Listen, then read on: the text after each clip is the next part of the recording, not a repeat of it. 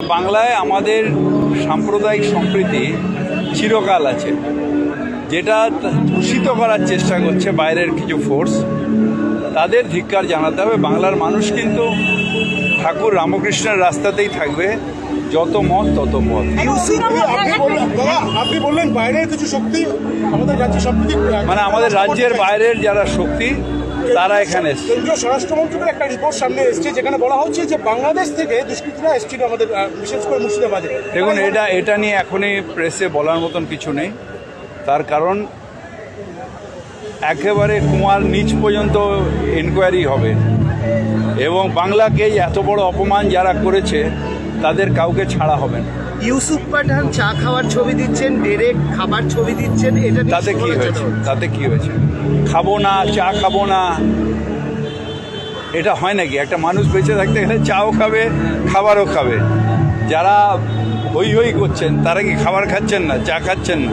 এগুলো বোকা। কালকে ওয়াকফ নিয়ে বৈঠক আছে, কিছু সমাধান হবে কালকে ওয়াকফ নিয়ে? তো দেখুন, সমাধান তো এবার সুপ্রিম কোর্টে হবে। আপনাদের কিন্তু এখানে আমাদের যাদের ডাকা হয়েছে তাদের সাথে আলোচনা নিশ্চিতভাবে হবে মুখ্যমন্ত্রী। এই আলোচনাটা মানে কিসের পরিপ্রেক্ষিতে? না, এটা আগে থেকে বলতে পারবো না, কারণ মুখ্যমন্ত্রী আলোচনা করবেন, আমি আগে থেকে পরিপ্রেক্ষিতে কি করে বলবো। জাতীয় মানবাধিকার কমিশনের একটা টিমকে পাঠানোর কথা বলা হয়েছে, 3 দিনের মধ্যে তারা রিপোর্ট জমা দেবে। দেখুন, জাতীয় মানবাধিকার কমিশন কী করে খায় না মাথায় দেয় সবাই জানে। যখন নাগাল্যান্ডে অত বড় ঘটনা হয় তখন জাতীয় মানবাধিকার টিম যায় না। যখন ইউপিতে অত বড় ঘটনা ঘটে তখন যায় না। আর বাংলায় 19 থেকে 20 হলেই মহিলা কমিশন, জাতীয় মানবাধিকার কমিশন অনেক হই হই করে। বাংলার মুখ্যমন্ত্রী নিজের একেবারে নিরপেক্ষ থেকে প্রশাসনকে অর্ডার দিয়েছেন যে সঠিক ইনকোয়ারি করে যদি পাতালেও সেই দুষ্কৃতি থাকে তাকে বার করতে হবে। ভাঙড়েও গন্ডগোল হলো দেখা গেল।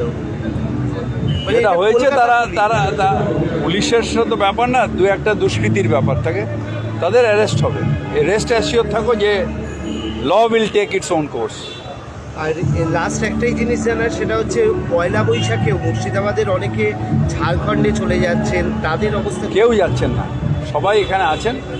সবাইকে বলবো যে আমরা বাংলায় শান্তিতে আছি, ফিরে আসুন।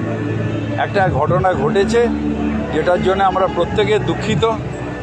আমরা সেই ঘটনা যাতে আর না ঘটে, বাঙালি হিসেবে, বাংলার মানুষ হিসেবে আমরা সবাই দায়িত্ব তুলে নেব।